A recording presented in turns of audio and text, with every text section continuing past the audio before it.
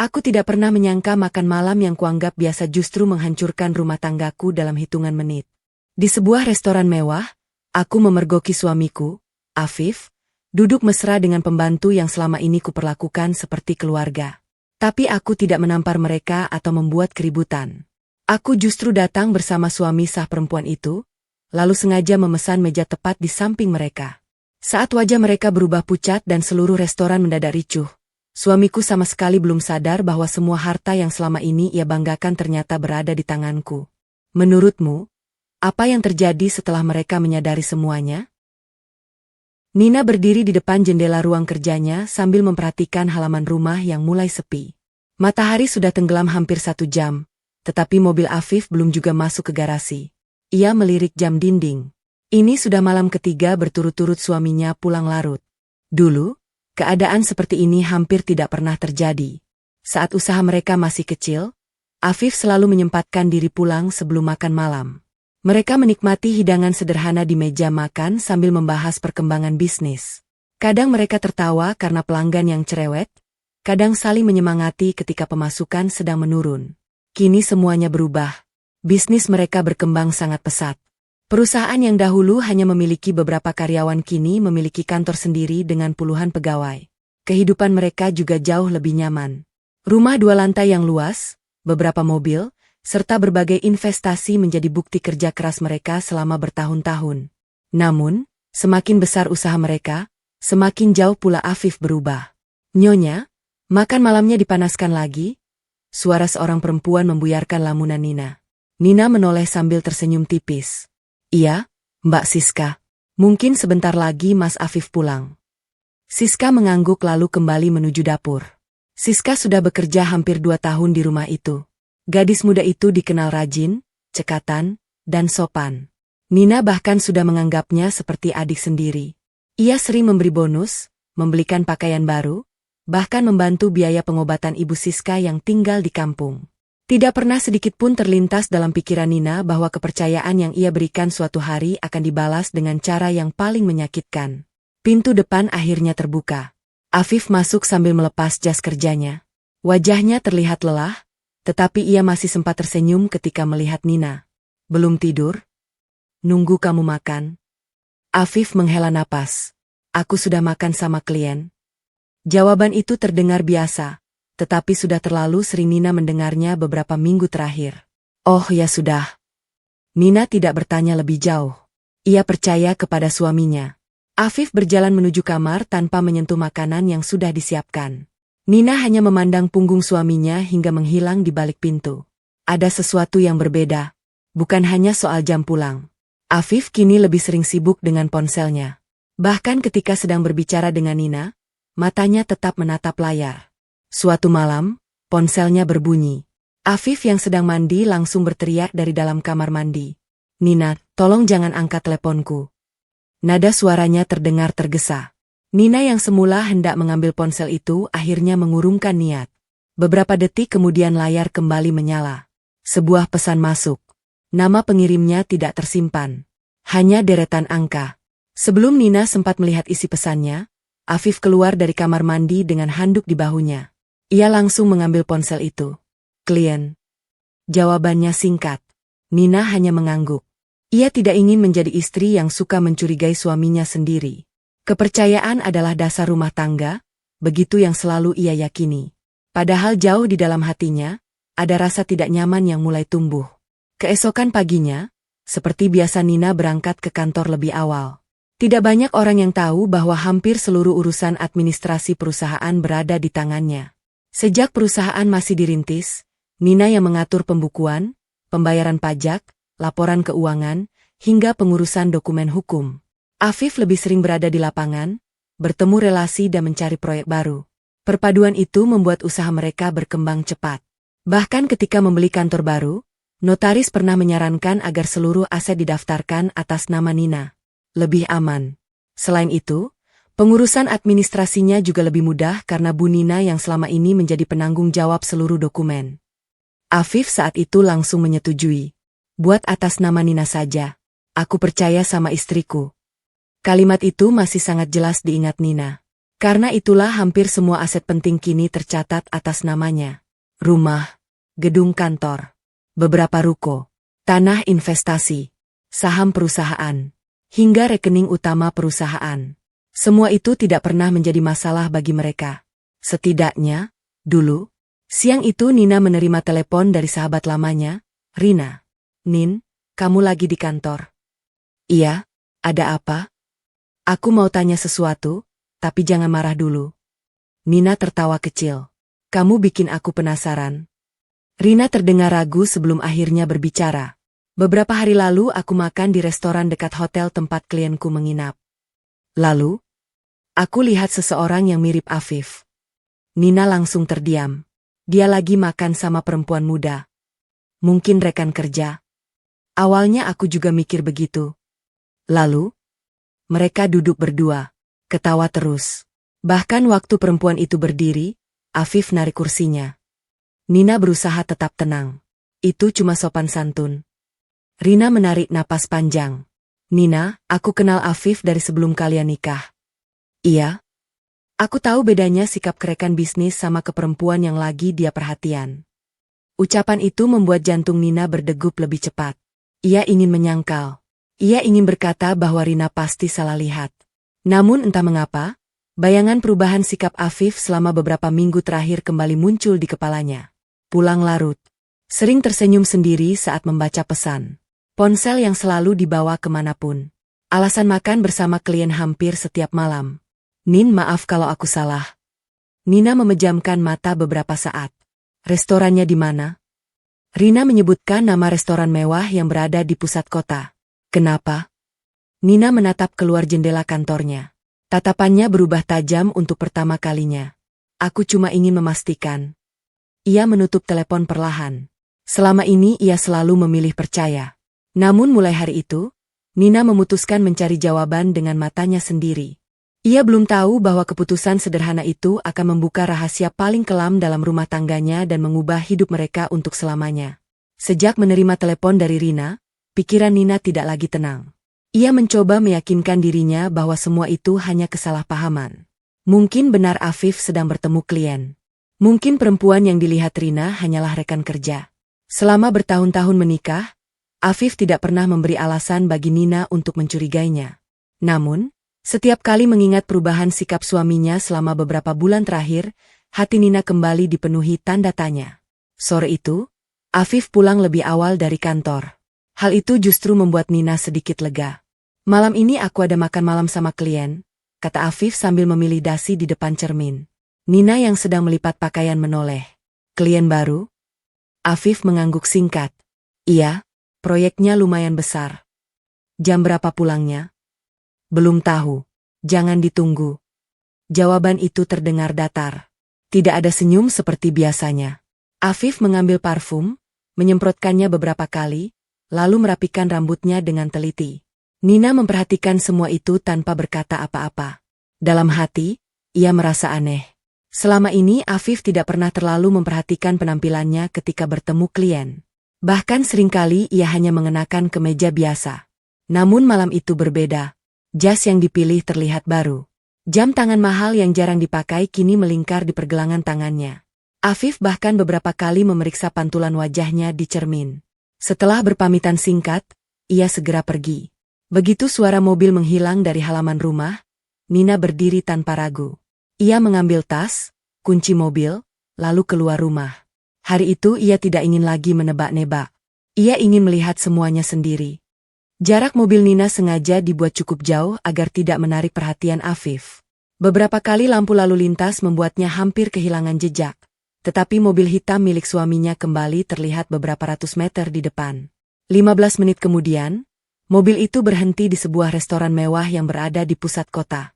Nama restorannya sama persis seperti yang disebutkan Rina.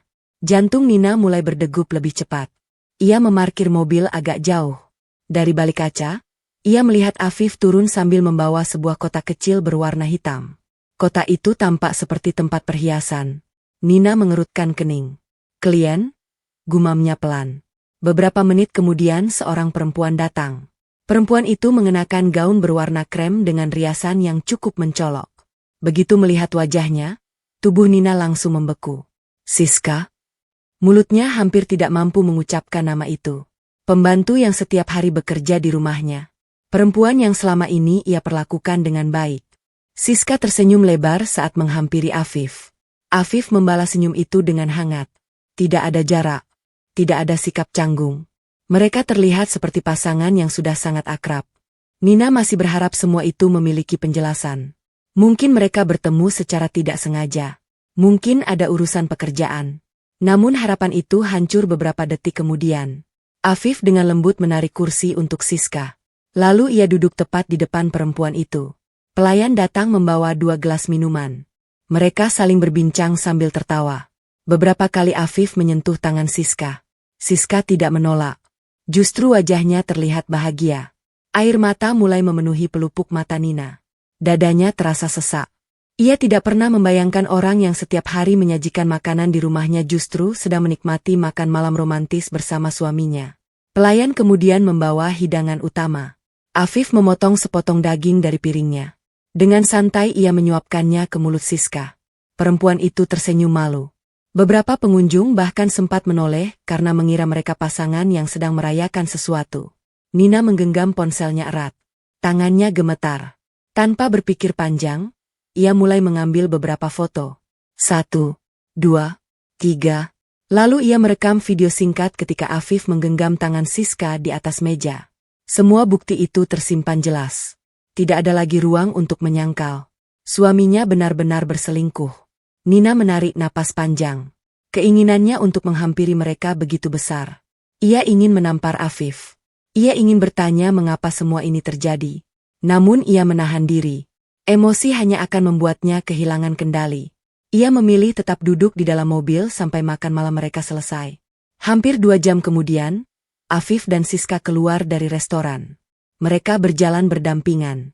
Afif bahkan membukakan pintu mobil untuk Siska. Sebelum perempuan itu masuk, Afif merapikan rambut yang menutupi wajahnya. Gerakan kecil itu terasa seperti pisau yang menusuk hati Nina. Mobil mereka kemudian melaju pergi. Nina tidak lagi mengikuti. Ia sudah mendapatkan jawaban yang selama ini ia cari. Malam itu Nina tidak bisa tidur. Ia membuka kembali foto dan video yang diambilnya. Setiap kali layar ponsel menyala, dadanya kembali terasa sesak. Air mata mengalir tanpa bisa ditahan.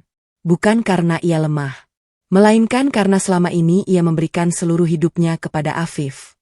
Ia menemani suaminya membangun usaha dari nol, menjual perhiasan warisan demi tambahan modal, mengorbankan waktu bersama keluarga, bahkan menunda memiliki anak karena ingin membantu bisnis mereka berkembang. Semua pengorbanan itu kini terasa sia-sia. Namun di balik kesedihan itu, pikiran Nina perlahan mulai tenang. Ia sadar satu hal. Jika Afif mampu berbohong selama ini, mungkin masih banyak kebohongan lain yang belum ia ketahui. Keesokan paginya, saat Siska datang bekerja seperti biasa, Nina memperhatikannya dari kejauhan. Perempuan itu tetap bersikap sopan, tetap tersenyum, tetap memanggilnya dengan sebutan, Bu Nina. Seolah tidak pernah terjadi apa-apa semalam. Melihat kepura-puraan itu, hati Nina semakin dingin. Ia tidak lagi ingin bertindak terburu-buru. Ia membutuhkan lebih banyak informasi. Siang harinya, Nina meminta salah satu staf kepercayaannya mencari data pribadi Siska. Hasilnya datang lebih cepat dari dugaan. Saat membaca berkas itu, mata Nina langsung terpaku pada satu bagian. Status pernikahan. Menikah. Nama suaminya tertulis jelas. Raka Pratama. Nina terdiam beberapa saat. Berarti bukan hanya dirinya yang sedang dibohongi. Ada seorang pria lain yang sama sekali tidak tahu bahwa istrinya menjalin hubungan gelap dengan Afif. Nina menutup map itu perlahan. Sorot matanya berubah. Sorot matanya berubah. Kini ia tidak hanya ingin mengetahui kebenaran. Ia mulai menyusun langkah untuk membongkar semua kebohongan itu, tanpa amarah dan tanpa keributan yang sia-sia. Dan orang pertama yang harus mengetahui semuanya adalah Raka. Nina menatap nama yang tertera di layar laptopnya. Raka Pratama. Suami sah Siska. Selama beberapa menit ia hanya diam. Jarinya beberapa kali bergerak di atas meja, tetapi belum juga menekan nomor telepon yang sudah berhasil didapatkan dari data karyawan. Ia tahu, setelah panggilan itu dilakukan, tidak akan ada jalan kembali. Rumah tangga dua keluarga akan berubah. Namun Nina juga sadar, Raka berhak mengetahui kenyataan yang selama ini disembunyikan istrinya. Dengan menarik napas panjang, Nina akhirnya menekan tombol panggil. Beberapa kali nada sambung terdengar sebelum seseorang mengangkat telepon. Halo? Suara laki-laki itu terdengar tenang. Selamat siang, apa benar ini Pak Raka? Iya, saya sendiri. Maaf, dengan siapa? Perkenalkan, nama saya Nina. Beberapa detik hening. Ada yang bisa saya bantu, Bu? Nina memilih berbicara pelan. Maaf mengganggu waktu Bapak. Saya ingin membicarakan sesuatu yang penting. Ini tentang istri Bapak. Suasana di seberang telepon langsung berubah. Ada apa dengan istri saya? Saya rasa pembicaraan seperti ini lebih baik dilakukan secara langsung. Raka terdengar ragu. Memangnya ada masalah? Ada. Jawaban Nina singkat. Kalau Bapak berkenan, kita bertemu sore ini. Raka sempat terdiam cukup lama sebelum akhirnya menyetujui. Mereka bertemu di sebuah kedai kopi yang jauh dari pusat kota. Tempat itu sengaja dipilih Nina agar tidak menarik perhatian. Raka datang tepat waktu. Pria itu mengenakan kemeja sederhana dengan wajah yang terlihat lelah sepulang bekerja. Begitu duduk, ia langsung membuka pembicaraan. Istri saya kenapa, Bu? Nina tidak langsung menjawab. Ia mengeluarkan ponsel, lalu meletakkannya di atas meja. Sebelum melihat ini, saya minta Bapak menenangkan diri. Raka mengangguk pelan. Nina membuka galeri. Foto pertama muncul. Afif dan Siska duduk berhadapan di restoran. Raka masih tampak bingung. Mungkin mereka cuma... Kalimatnya terhenti ketika Nina menggeser ke foto berikutnya. Afif sedang menggenggam tangan Siska. Kemudian video diputar. Terlihat jelas Afif menyuapi makanan ke mulut Siska. Suasana restoran terdengar ramai, tetapi yang paling mencolok adalah tawa bahagia mereka berdua. Wajah Raka perlahan berubah pucat. Tangannya gemetar saat memegang ponsel. Tidak. Suaranya hampir tidak terdengar. Ini pasti salah paham. Nina mengangguk pelan. 2 hari lalu saya juga berharap seperti itu. Raka memutar video itu sekali lagi. Tatapannya kosong. Itu benar istri saya. Ia memejamkan mata. Beberapa saat kemudian terdengar helaan napas panjang. Saya kerja dari pagi sampai malam supaya dia hidup nyaman. Suara Raka mulai bergetar. Saya percaya penuh sama dia. Nina memahami perasaan itu. Karena ia juga sedang merasakan luka yang sama. Saya juga percaya penuh pada suami saya. Kalimat sederhana itu membuat mereka sama-sama terdiam. Mereka adalah 2 orang asing yang dipertemukan oleh pengkhianatan pasangan masing-masing. Pelayan datang membawa 2 cangkir kopi. Tak satu pun dari mereka menyentuh minuman itu. Raka masih memandangi layar ponsel. Apa hubungan mereka sudah lama? Itu yang sedang saya cari tahu. Kenapa ibu tidak langsung memergoki mereka? Nina tersenyum tipis. Karena saya tidak mau mereka punya kesempatan mengubah cerita. Raka mengangkat kepala. Maksudnya? Kalau saya datang malam itu, mereka bisa saja bilang hanya teman. Benar. Kalau saya marah, mereka akan menganggap saya istri yang emosional. Raka mulai memahami maksud Nina. Lalu apa yang ibu rencanakan? Nina mengeluarkan sebuah map tipis. Di dalamnya ada beberapa foto, tangkapan layar lokasi, dan jadwal kegiatan Afif yang berhasil ia kumpulkan selama beberapa hari terakhir. Mereka sering bertemu. Raka membaca semua data itu. Berarti bukan sekali. Bukan. Ia kembali membuka 1 lembar kertas. Saya juga menemukan kebiasaan mereka. Apa? Mereka hampir selalu makan malam di restoran yang sama setiap akhir pekan. Raka mengusap wajahnya. Ia mulai terlihat kesal. Saya ingin menghajar laki-laki itu. Nina langsung menggeleng. Itu hanya akan membuat kita yang rugi. Lalu saya harus diam? Bukan. Nina menatap Raka dengan tenang. Kita buat mereka mengaku sendiri. Raka mulai memperhatikan setiap kata yang keluar dari mulut Nina. Kita tidak perlu berteriak. Tidak perlu memukul. Biarkan mereka panik karena perbuatan mereka sendiri. Bagaimana caranya? Nina membuka ponselnya. Tadi pagi saya melihat jadwal Afif. Ia memperbesar sebuah pesan yang sempat ia baca ketika Afif lengah. Malam Sabtu nanti mereka bertemu lagi. Di restoran yang sama. Raka menarik napas panjang. Lalu, kita datang lebih dulu. Kita pesan meja tepat di sebelah mereka. Raka mulai membayangkan situasi itu. Mereka tidak akan sadar. Benar. Sampai akhirnya, Nina tersenyum tipis. Saya menyapa suami saya. Raka melanjutkan kalimat itu. Dan saya memanggil istri saya. Untuk pertama kalinya sejak pertemuan mereka dimulai, Raka tersenyum tipis. Bukan karena bahagia, melainkan karena akhirnya ia tahu bagaimana menghadapi semua ini tanpa kehilangan kendali. 2 hari berikutnya, Nina menjalani hidup seperti biasa. Ia tetap berangkat ke kantor. Tetap berbicara baik kepada Afif. Tetap memperlakukan Siska dengan sopan. Tidak ada sedikit pun perubahan sikapnya. Justru itu yang membuat Afif merasa aman. Suatu malam, Afif kembali berkata, "Besok malam aku ada makan sama klien." Nina hanya mengangguk. "Hati-hati di jalan." Afif tersenyum lega. Ia sama sekali tidak menyadari bahwa istrinya sudah mengetahui semua kebohongannya. Di sisi lain, Raka juga bersikap seolah tidak terjadi apa-apa. Ia tetap mengantar Siska berangkat bekerja. Tetap berbicara seperti biasa. Siska bahkan tidak tahu bahwa suaminya telah melihat semua bukti perselingkuhannya. Malam yang ditunggu akhirnya tiba. Nina mengenakan pakaian sederhana berwarna hitam. Raka sudah menunggu di parkiran restoran. Mereka masuk secara terpisah agar tidak menarik perhatian.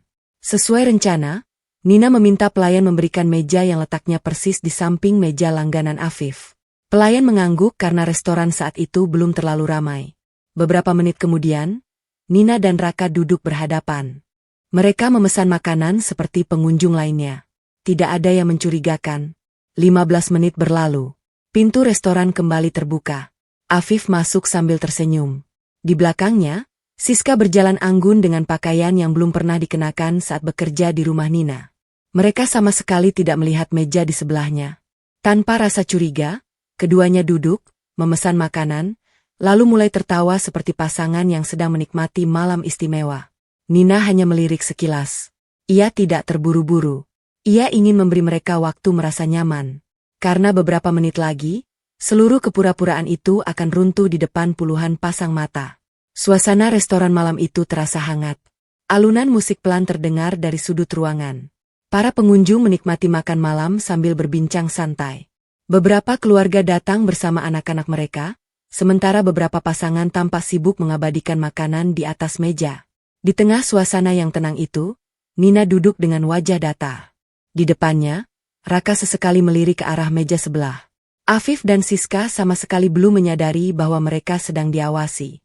Mereka kelihatan santai sekali, bisik Raka sambil mengepalkan tangan. Nina menggeleng pelan. Sabar. Pelayan datang mengantarkan pesanan mereka. Nina sengaja memesan makanan yang membutuhkan waktu cukup lama untuk disantap. Ia ingin memastikan Afif dan Siska benar-benar merasa nyaman sebelum semuanya berubah. Di meja sebelah, tawa kembali terdengar. Afif sedang menceritakan sesuatu hingga membuat Siska tertawa lepas. "Kalau setiap minggu begini, aku senang," kata Siska pelan. Afif tersenyum. "Nanti kalau semua urusan beres, kita nggak perlu sembunyi-sembunyi lagi." Kalimat itu terdengar jelas oleh Nina. Ia menatap piringnya tanpa menunjukkan reaksi. Namun di dalam hati, semua keraguan yang sempat tersisa kini benar-benar hilang. Hubungan mereka bukan sekadar main-main. Mereka sudah memiliki rencana. Beberapa menit kemudian, pelayan mengantarkan hidangan penutup ke meja Afif. Di saat yang sama, Nina meletakkan sendoknya. Ia berdiri perlahan. Raka ikut memperhatikan. "Ingat," ucap Nina pelan. "Kita tetap tenang." Raka mengangguk. Nina melangkah beberapa langkah hingga berhenti tepat di samping meja Afif. "Mas Afif." Suara Nina tidak keras. Namun cukup membuat Afif langsung menoleh. Wajah pria itu seketika berubah pucat. Tangannya yang sedang memegang gelas berhenti di udara. Nina?" Siska ikut menoleh. Begitu melihat Nina berdiri di samping meja, wajahnya kehilangan warna. Bu Nina." Nina tersenyum tipis. "Maaf mengganggu makan malam kalian." Afif buru-buru berdiri. "Kamu kenapa ada di sini?" Nina belum sempat menjawab. Dari belakangnya, terdengar suara seorang pria. "Siska." Raka melangkah mendekat. Begitu melihat suaminya berdiri di sana, napas Siska langsung tercekat. Gimana Mas bisa di sini?" Kini wajahnya benar-benar pucat. Matanya membesar karena panik. Afif menoleh bergantian ke arah Nina dan Raka. Ia mulai menyadari sesuatu. Nina ini? Nina memotong ucapannya. Kenalkan dulu, Mas. Ia mengarahkan tangannya ke Raka. Ini Pak Raka? Suami Siska. Kalimat itu membuat meja-meja di sekitar mereka mulai memperhatikan. Beberapa pengunjung menghentikan aktivitas makannya. Suasana restoran yang semula ramai mendadak sunyi. Afif menelan ludah. Siska langsung berdiri. Mas, aku bisa jelasin? Raka menatap istrinya dengan kecewa. Jelaskan apa? Kamu bilang lembur. Siska menangis. Bukan seperti yang Mas pikir. Raka tertawa pelan. Tangan kalian saling menggenggam. Makan malam berdua. Masih mau bilang bukan apa-apa? Siska tidak mampu menjawab. Afif mencoba mengambil alih keadaan. Nina, kita bicara di luar. Kenapa harus di luar? Tanya Nina tenang. Aku rasa di sini juga bisa. Afif mulai kehilangan kesabaran. Jangan bikin malu. Nina tersenyum tipis. Malu? Mas baru ingat kata itu? Beberapa pengunjung mulai berbisik-bisik. Pelayan saling berpandangan. Seorang ibu yang duduk tidak jauh dari mereka menggeleng pelan. Afif menarik napas panjang. Kamu salah paham. Nina mengeluarkan ponselnya. Benarkah? Ia membuka galeri. Foto pertama diperlihatkan. Afif menggenggam tangan Siska. Kemudian foto berikutnya. Afif menyuapi makanan. Lalu video saat mereka tertawa sambil saling menatap. Semua terlihat sangat jelas. Afif langsung terdiam. Tidak ada lagi alasan yang bisa ia ucapkan. Nina, kamu dengarkan aku dulu. Dengar apa? Suara Nina tetap tenang. Aku sudah melihat semuanya beberapa hari lalu. Aku sengaja tidak datang menghampiri. Aku ingin melihat seberapa jauh kalian akan berbohong. Afif mencoba mendekat. Namun Nina mundur satu langkah.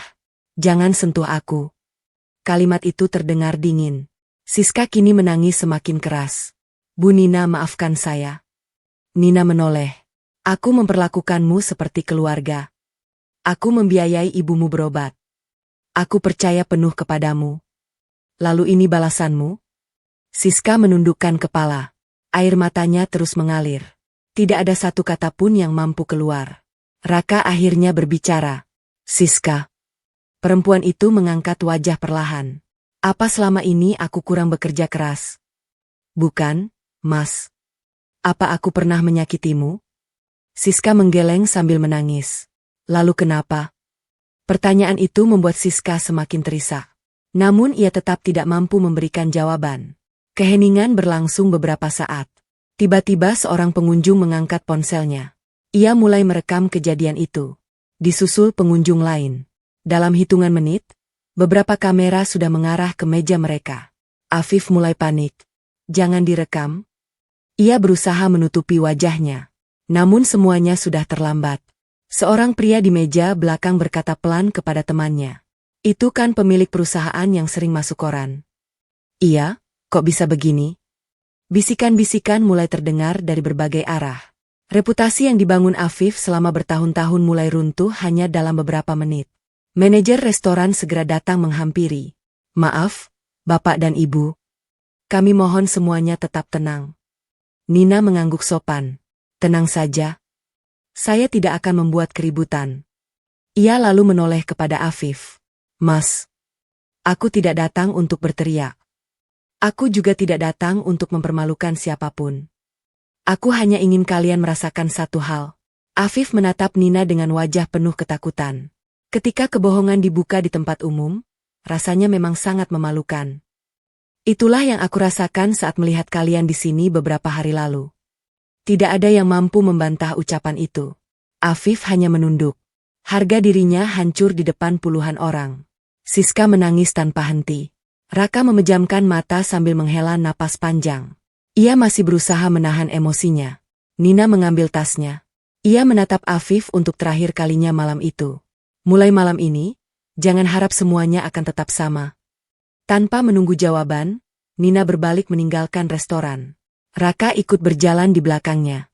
Mereka melangkah keluar dengan tenang. Sementara di dalam restoran, Afif dan Siska masih berdiri membeku di tengah tatapan para pengunjung. Mereka tidak menyadari bahwa beberapa rekaman kejadian malam itu sudah mulai diunggah ke media sosial. Dalam waktu singkat, video itu menyebar ke berbagai platform. Nama Afif menjadi bahan pembicaraan banyak orang. Namun bagi Nina, semua itu belum cukup. Karena hukuman terbesar bagi Afif bukanlah rasa malu, melainkan kenyataan yang akan segera ia hadapi saat mengetahui bahwa seluruh harta yang selama ini ia banggakan ternyata tidak berada di bawah kendalinya. Malam setelah kejadian di restoran menjadi malam yang paling sunyi di rumah Nina. Ia tiba lebih dulu, tanpa menangis, tanpa marah. Ia langsung masuk ke ruang kerja, membuka lemari besi, lalu mengeluarkan beberapa map berisi dokumen penting. Satu persatu ia meletakkannya di atas meja. Sertifikat rumah, akta pendirian perusahaan, dokumen kepemilikan ruko, surat tanah, rekening investasi, buku tabungan perusahaan. Semua tersusun rapi. Nina membuka setiap map dengan teliti. Tidak ada yang berubah sejak terakhir kali ia memeriksanya beberapa bulan lalu. Seluruh dokumen masih atas namanya. Ia menarik napas lega. Setidaknya, ada satu keputusan lama yang kini menyelamatkannya.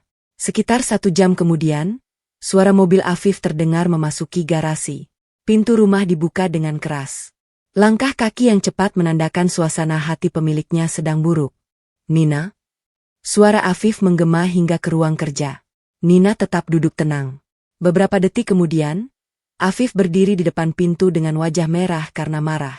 Kamu sengaja, ya? Nina mengangkat kepala. Maksudmu?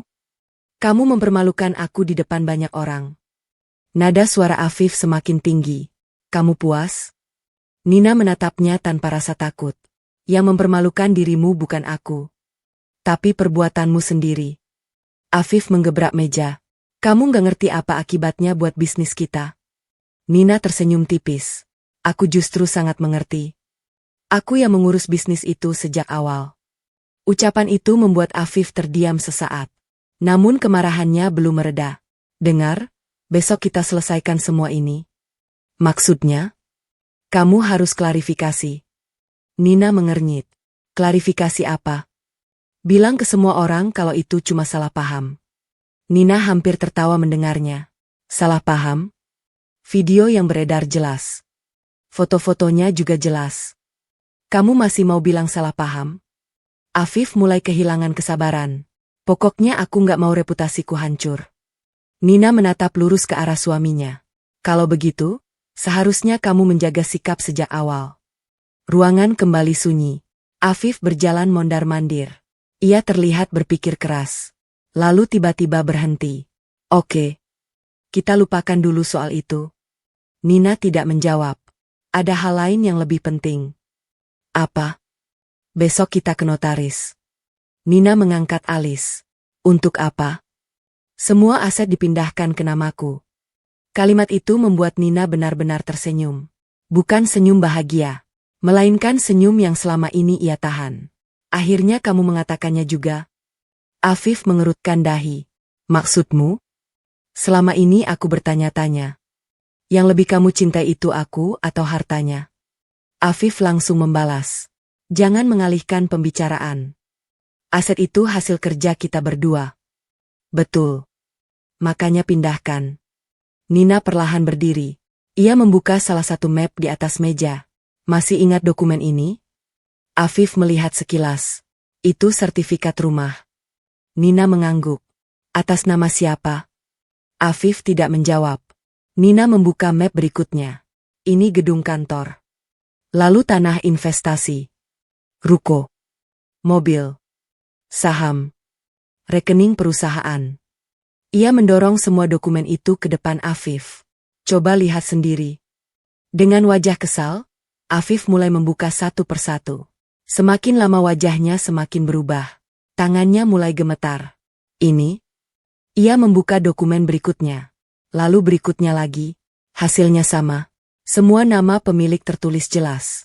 Nina Maheswari. Tidak mungkin. Afif langsung mengambil map lain. Namun hasilnya tetap sama. Tidak ada satupun aset utama yang menggunakan namanya. Nina? Suara Afif mulai melemah. Kamu pasti bisa memindahkannya. Nina menggeleng. Tidak semudah itu. Aku istrimu. Masih. Jawaban singkat itu membuat Afif terdiam. Nina berjalan menuju rak buku. Ia mengambil sebuah map biru yang belum dibuka. Ini surat kuasa yang pernah kamu tanda tangani. Afif langsung mengambilnya. Ia membaca setiap halaman dengan wajah semakin pucat. Surat itu dibuat beberapa tahun lalu ketika perusahaan sedang berkembang pesat. Saat itu Afif memberikan kewenangan penuh kepada Nina untuk mengelola seluruh aset perusahaan. Ia menandatanganinya tanpa berpikir panjang karena percaya sepenuhnya kepada istrinya. Kini kepercayaan itu justru berbalik menjadi penyesalan. Afif menjatuhkan tubuhnya ke kursi. Kita bisa bicarakan baik-baik. Tentu. Kamu mau apa? Nina menatap suaminya. Pertanyaan itu seharusnya muncul sebelum kamu berselingkuh. Afif mulai mengubah nada bicaranya. Aku hilaf. Semua orang bisa salah. Aku janji akan mengakhiri hubungan itu. Nina menggeleng pelan. Bukan perselingkuhanmu saja yang menghancurkan semuanya. Lalu apa? Kebohongan. Setiap hari kamu pulang membawa kebohongan. Setiap malam kamu menatap mataku sambil berkata sedang bertemu klien. Padahal kamu sedang bersama perempuan yang bekerja di rumah kita. Afif menutup wajahnya. Untuk pertama kalinya ia benar-benar merasa takut. Bukan karena rumah tangganya berada di ujung tanduk. Tetapi karena ia sadar telah kehilangan kendali atas seluruh kekayaannya. Keesokan paginya, tanpa sepengetahuan Nina, Afif menemui pengacara langganan perusahaan. Ia membawa salinan beberapa dokumen. Setelah hampir 1 jam berdiskusi, pengacara itu menutup map di depannya. Maaf, Pak Afif. Secara hukum posisi Ibu Nina sangat kuat. Maksudnya? Mayoritas aset memang tercatat atas nama beliau. Kalau saya minta dibalik, harus ada persetujuan dari pemilik. Afif menggenggam tangannya erat. Kalau saya gugat, pengacara itu menggeleng. Prosesnya panjang. Dan hasilnya belum tentu sesuai harapan. Afif keluar dari kantor pengacara dengan langkah lemas. Belum selesai memikirkan masalah itu, ponselnya kembali berdering. Kali ini dari salah satu rekan bisnisnya. Pak Afif, kerja sama kita untuk sementara ditunda. Kenapa? Kondisi perusahaan Bapak sedang ramai dibicarakan. Kami harus menjaga kepercayaan klien. Sambungan telepon terputus. Belum sempat ia menarik napas, panggilan lain kembali masuk. Isinya hampir sama. Ada yang menunda proyek. Ada yang membatalkan pertemuan. Ada pula yang memilih menunggu sampai situasi benar-benar reda. Dalam 1 hari, Afif merasakan bagaimana nama baik yang dibangun selama bertahun-tahun mulai runtuh. Sementara itu, di rumah, Nina duduk di ruang kerja sambil menerima laporan keuangan dari staf kepercayaannya. Ia membaca semuanya dengan tenang. Tidak ada kepanikan, tidak ada kemarahan. Karena sejak awal ia tahu satu hal. Afif mungkin telah mengkhianati cintanya. Namun ada satu hal yang tidak pernah berhasil diambil darinya. Seluruh perusahaan, seluruh aset, dan seluruh harta yang selama ini membuat Afif merasa paling berkuasa. Semuanya masih berada di bawah kendali Nina. Dan itu baru permulaan dari konsekuensi yang harus diterima Afif. 2 hari setelah kejadian di restoran, Nina sudah mengambil keputusan. Keputusan yang sebenarnya sudah ia pikirkan sejak melihat Afif duduk mesra bersama Siska. Ia tidak ingin lagi mempertahankan rumah tangga yang dibangun di atas kebohongan. Pagi itu, Nina datang ke sebuah kantor pengacara. Ia membawa 1 koper kecil berisi seluruh dokumen yang berkaitan dengan pernikahan, perusahaan, dan aset keluarga. Pengacara yang menanganinya membaca semua berkas dengan teliti. Bu Nina, semua dokumen ini sangat lengkap. Nina mengangguk. Saya ingin mengajukan gugatan cerai. Pengacara itu menatap Nina beberapa saat. Apakah ibu sudah yakin? Sangat yakin. Tidak ada yang ingin dipertahankan lagi. Jawaban itu keluar tanpa keraguan. Air mata memang masih sesekali datang. Tetapi Nina sadar bahwa menangisi orang yang terus-menerus mengkhianatinya tidak akan mengubah apapun. Yang bisa ia lakukan hanyalah melangkah ke depan. Sementara itu, kehidupan Afif berubah sangat cepat. Video di restoran terus beredar. Beberapa media lokal mulai memberitakan skandal tersebut. Nama Afif yang selama ini dikenal sebagai pengusaha sukses kini lebih sering disebut sebagai pria yang ketahuan berselingkuh dengan pembantu rumah tangganya sendiri. Banyak relasi bisnis menjaga jarak. Beberapa proyek dibatalkan. Investor mulai mempertanyakan kredibilitas perusahaan.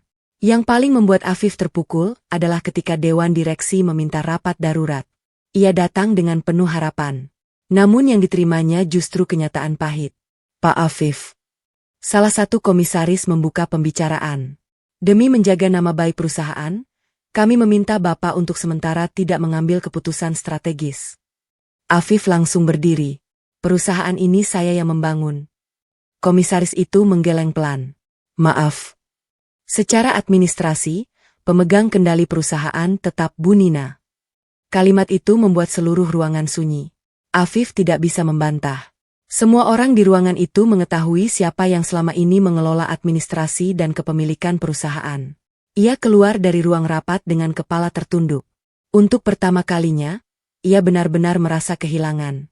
Bukan hanya kehilangan jabatan, tetapi juga kepercayaan semua orang. Di sisi lain, nasib Siska tidak kalah berat. Sejak malam di restoran, ia tidak pernah lagi datang bekerja. Ia beberapa kali mencoba menghubungi Nina, tetapi semua pesannya tidak mendapat balasan. Raka pun memilih meninggalkan rumah. Ia tinggal sementara di rumah kakaknya sambil mengurus proses perceraian. Ketika Siska mencoba meminta maaf, Raka hanya mengatakan satu kalimat. Aku bisa menerima kekuranganmu. Tapi aku tidak bisa hidup dengan kebohonganmu. Setelah itu, ia pergi tanpa menoleh lagi. Siska terduduk sendiri di ruang tamu rumah kontrakan mereka. Ia baru menyadari bahwa semua yang selama ini ia kejar justru membuatnya kehilangan segalanya. Pekerjaan hilang. Suami pergi. Nama baiknya rusak. Sementara Afif bahkan tidak lagi menghubunginya. Beberapa minggu kemudian, sidang perceraian pertama digelar. Afif datang lebih awal. Wajahnya terlihat jauh berbeda. Lingkar hitam menghiasi matanya. Tubuhnya juga tampak lebih kurus. Saat melihat Nina memasuki ruang sidang, ia segera menghampiri. Nina. Nina berhenti.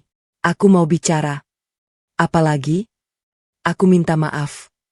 Nina menatap wajah pria yang pernah menjadi cinta pertamanya. Bertahun-tahun mereka melewati hidup bersama. Membangun usaha dari nol. Saling menguatkan saat kesulitan. Semua kenangan itu masih ada. Namun rasa percaya yang dulu memenuhi hatinya telah hilang. Aku menyesal. Afif menundukkan kepala. Aku siap memperbaiki semuanya. Nina menghela napas pelan. Mas, kalau penyesalan datang setelah semuanya terbongkar, itu bukan kesadaran. Itu karena kamu kehilangan. Afif tidak mampu menjawab. Aku memang memaafkanmu. Kalimat itu membuat Afif langsung mengangkat kepala. Namun harapannya kembali runtuh saat Nina melanjutkan ucapannya. Tapi memaafkan bukan berarti kembali. Nina berjalan meninggalkannya. Tidak ada lagi yang perlu dibicarakan. Beberapa bulan kemudian, proses perceraian resmi selesai. Nina kembali menjalani aktivitasnya seperti biasa. Ia kini menjadi pemimpin utama perusahaan. Banyak orang sempat meragukan kemampuannya. Mereka mengira selama ini perusahaan berkembang hanya karena Afif. Anggapan itu perlahan berubah. Di bawah kepemimpinan Nina, sistem perusahaan menjadi lebih tertata. Keuangan semakin sehat. Beberapa klien lama kembali bekerja sama karena melihat profesionalisme yang tetap terjaga. Karyawan yang sempat khawatir kehilangan pekerjaan, akhirnya bisa bernapas lega. Mereka justru merasa suasana kantor menjadi lebih nyaman. Suatu pagi, Nina berdiri di depan ruang rapat utama. Seluruh karyawan berkumpul. Ia tersenyum kepada mereka. Terima kasih karena tetap percaya kepada perusahaan ini. Saya tidak bisa membangun semuanya sendirian. Tapi saya yakin, kita bisa membawa perusahaan ini menjadi lebih baik. Ruangan langsung dipenuhi tepuk tangan. Di antara para karyawan, banyak yang merasa bangga memiliki pemimpin seperti Nina. Bukan karena kekayaannya, melainkan karena keteguhan hatinya. Sore itu, Nina keluar dari kantor. Ia berdiri beberapa saat memandangi gedung yang dulu dibangun bersama Afif. Kini gedung itu menjadi simbol perjuangan baru. Bukan lagi tentang mempertahankan pernikahan, melainkan tentang menghargai diri sendiri. Ponselnya berdering. Ternyata Raka yang menelepon. Selamat, Bu Nina. Katanya perusahaan makin maju. Nina tersenyum. Alhamdulillah. Mas Raka sendiri bagaimana? Sudah jauh lebih baik. Saya mulai usaha kecil-kecilan. Semoga lancar. Amin. Percakapan singkat itu ditutup dengan doa terbaik untuk kehidupan masing-masing. Mereka dipertemukan oleh luka yang sama, namun memilih jalan yang berbeda untuk bangkit. Di tempat lain, Afif berjalan keluar dari sebuah kantor kecil tempat ia baru saja melamar pekerjaan sebagai konsultan. Tidak ada lagi mobil mewah yang menjemputnya. Tidak ada lagi sopir pribadi. Tidak ada lagi jabatan yang membuat orang segan. Ia berhenti sejenak di tepi jalan. Dari kejauhan, ia melihat papan reklame besar yang menampilkan iklan perusahaan milik Nina. Di bawah logo perusahaan itu tertulis sebuah kalimat. Kepercayaan adalah aset terbesar. Afif tersenyum pahit. Kalimat itu terasa seperti pengingat atas kesalahan terbesarnya. Ia tidak kehilangan harta karena nasib buruk. Ia kehilangan semuanya karena mengkhianati orang yang paling percaya kepadanya. Nina menatap langit sore dari balkon kantornya. Angin berembus pelan. Tidak ada lagi air mata. Tidak ada lagi rasa ingin membalas dendam. Yang tersisa hanyalah rasa syukur karena ia memilih berdiri saat hidup berusaha menjatuhkannya. Ia akhirnya memahami satu hal. Harta memang bisa membantu seseorang bangkit. Namun yang benar-benar menyelamatkannya adalah keberanian untuk memilih dirinya sendiri. Dan sejak hari itu, Nina tidak lagi dikenal sebagai perempuan yang dikhianati suaminya. Ia dikenal sebagai perempuan yang berhasil bangkit, menjaga harga dirinya, dan membuktikan bahwa kesetiaan kepada diri sendiri adalah kemenangan terbesar.